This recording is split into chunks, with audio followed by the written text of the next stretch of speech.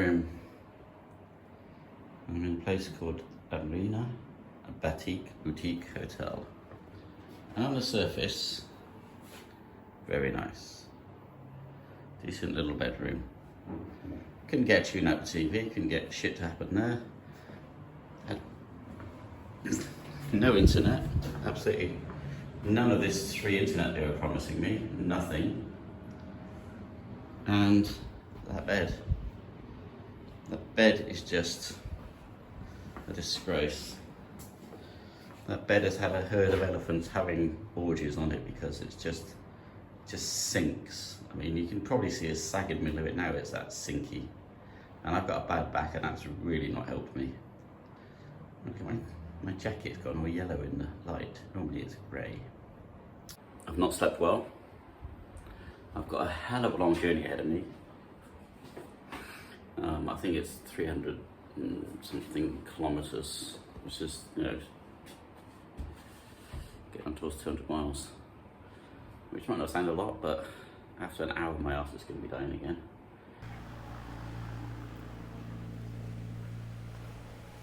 Hello my beauties. What is this? Day 3. So we are riding from Kuantan to Terengganu. I left about, I think 8:39 AM today. It's now 11:45. And I haven't stopped to vlog because I don't think I'm cut out to be a adventure travel vlogger. I have passed like miles and miles of this beautiful beach, goes all the way along, and I just haven't want to stop. I just want to really get to Terengganu, get rid of my bags. I need to get some internet because the place I had last night, but the internet was just a joke. And but here we go, I decided to stop and look at this. I mean, got a beautiful island behind me over there. I don't know what that one's called. See, don't know anything. The beach is lovely soft sand, I can tell you that. I'm not going down there because it's a slope. I got to run down the slope, we got to run all the way back up it. So, you know, it's rather nice. So I think I'm going to have a 10-minute sit down. And then we should be in Terengganu in an hour. Get myself a hotel. I'm very sleepy. I get a good night's sleep. I might even have to have an afternoon nap, like the old man I am. My bike had an extra. Cat decided that my bike was the place to be.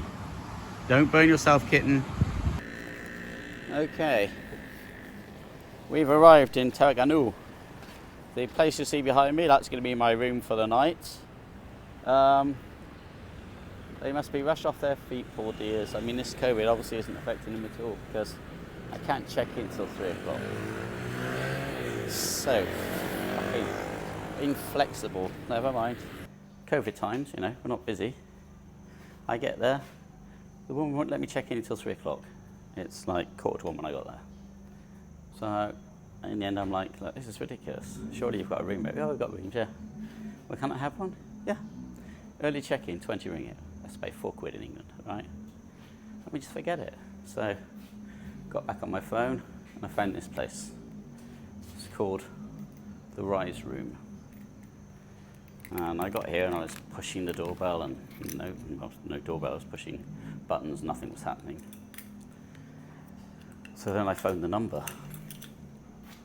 And this is so cool. So the lady basically confirmed everything on my phone, WhatsApp. So the room is mine, 70 ringgit. Gave me the key number for the entrance key. Then upstairs I have a locker, which I'll show you when I go in a second. So once you let yourself in, come up this staircase.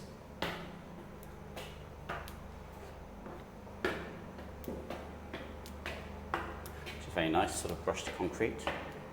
And then you get these lockers. One for each room. The lady gave me the number for the locker, so you just undo your padlock. You take your key out. and then you replace it with the money for the room, 70 ringgit. And you walk down to your room, mine's 105, and you let yourself in. So, trendy bathroom, shower, towel, toilet, basin, nice cool pipage effect, and all brushed concrete. And then this is the room, so big mirror. I've got twin beds. Not that I need a second one, some can be my wardrobe. And then we've got the TV, we've got Wi-Fi. I mean, pretty much that's all I need. 70 ringgit is cheaper than I was expecting, and I'm happy. To the other hotel, to the Relax and Comfort Hotel, really, I don't know how you're going to survive COVID if you have no customer service skills. It would have been very easy to say, yes sir, we'll waive the early check-in because there's nobody here anyway, obviously, and we'll let you in. And they'd have been, you know, money in the bank. But they didn't want the money in the bank, so F them. This is so much smarter than a hotel, so also, you realise there's this little room here as well. So you can come and chillax. We've got a fridge you can keep your stuff in. We've got a water filter, so hot and cold water, and we've also got a coffee machine.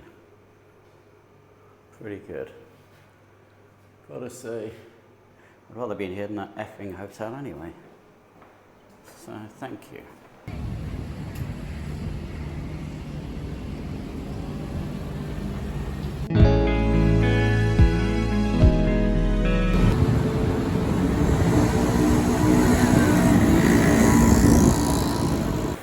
So,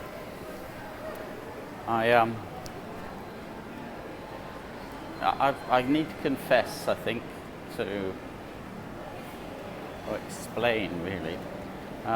So, doing around Malaysia in 12 days isn't the way to do it, because all I'm really doing is I'm getting up in the morning, I'm riding 4 or 5 hours, I'm getting to a hotel, hot as bollocks, and then I'm having to, obviously, so I'm getting to the city hot as bollocks, then I have to find a hotel, and then having found the hotel, I'm usually just wiped out from the heat, from the ride, from not sleeping. Beds last night's place was just awful, and so I don't think that I'm going to be doing much in the way of taking you to places of interest and sort of looking into the history of the places I'm visiting or anything like that, because the first thing I tend to do is try to find somewhere I can get some cool air, which tends to be a shopping mall, and something to eat. And then I can't do late nights because most of the evening I'm just editing the films I've done from the day before. So it's all a bit unexciting, frankly. So that's it. So today we're in Terengganu. I will put a link to another expat couple that have done this tour, because sensibly they did it in a car so they can have all their stuff with them and travel in air conditioned comfort and not have to worry about having all their stuff and just park up. So, yeah, downside of touring on a motorbike, I don't recommend it. I think touring on a motorbike is lesser. I mean, I know lots of people who do it, but for me, chucking all your stuff in a car, driving, stopping wherever you want, sleeping in the car if you have to, would all be a lot better.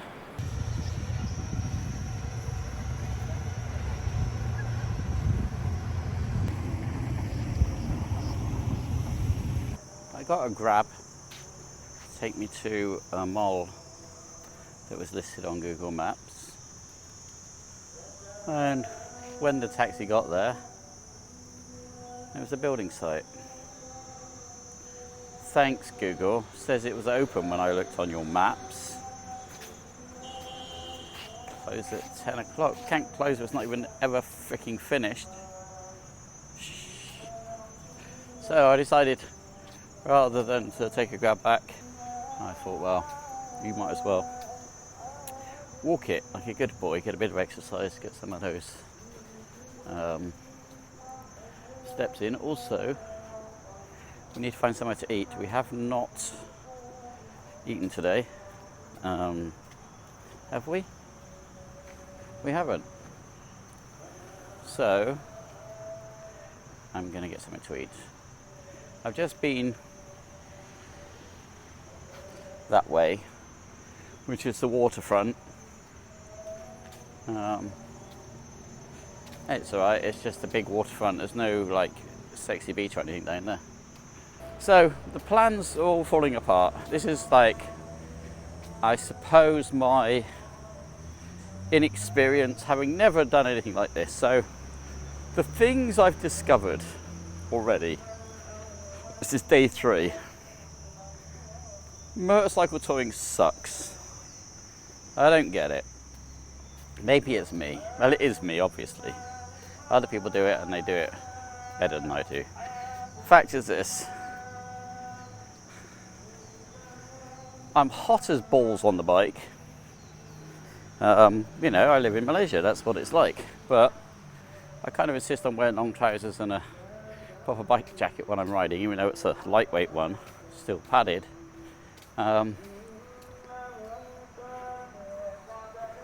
Nevertheless, it's hot as balls, so then you've got to wear the helmet. That's definitely not letting any air in. And then I've got 2 bags to carry, one with all my electronics gear, which is small but heavy, and then the big one which has the clothes and stuff in.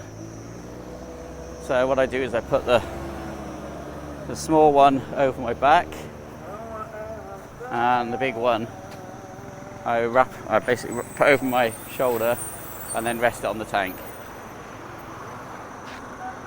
which